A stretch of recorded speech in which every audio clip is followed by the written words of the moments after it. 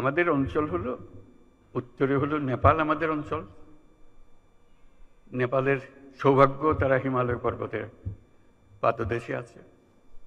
দুর্ভাগ্য হলো সমুদ্রের দেখা তাদের হয় না।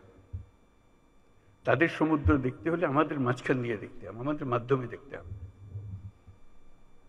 সে পথ আমরা করে দিই, আমরা একসঙ্গে যৌথ অর্থনীতি গড়ে তুলি। তার সমুদ্রের অভাব, আমার পর্বতের অভাব, হাইড্রো, দুই অভাব একসঙ্গে পূরণ করি দুজনে। ভুটান একই কাণ্ড, তারও সমুদ্র দর্শন হয় নাই। তাকে সমুদ্রে আসতে হলে আমার পথ দিয়ে আসতে হবে, আমরা তাকে স্বাগত জানাই।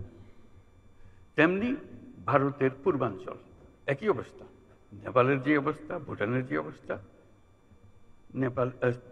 ভারতের সেভেন সিস্টারের একই অবস্থা। তার সমুদ্র দর্শন তার হয় না, হবে না। তার সঙ্গে আমরা যোগ দিই একসঙ্গে এই অর্থনৈতিক অঞ্চল।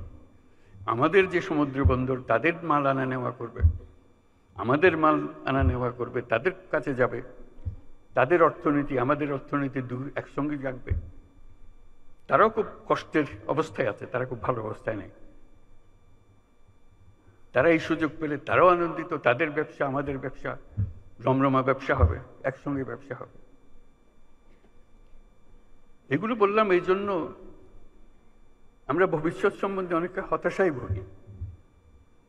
হতাশার তো কারণ নাই, এটা আনন্দের বিষয়। আমাদের যেই অবস্থান, যে সুযোগ সুবিধা, শুধু সেগুলোকে আহরণ করা, কাজে লাগানো।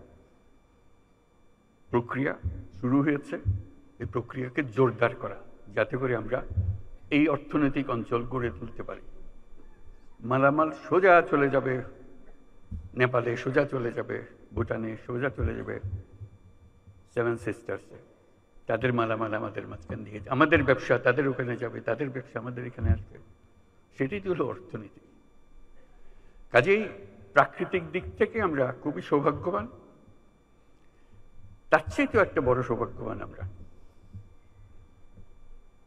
আমাদের একটা মস্ত বড় জনসংখ্যা। আগে মনে করতাম এটা বড় বোঝা বোধ, এটা সম্পদ, মানব সম্পদ।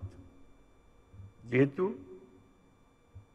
প্রযুক্তি আসার ফলে কোনো মানুষই আর কোনো বোঝা নয়, প্রতিটি মানুষই হলো এখন সম্পদ,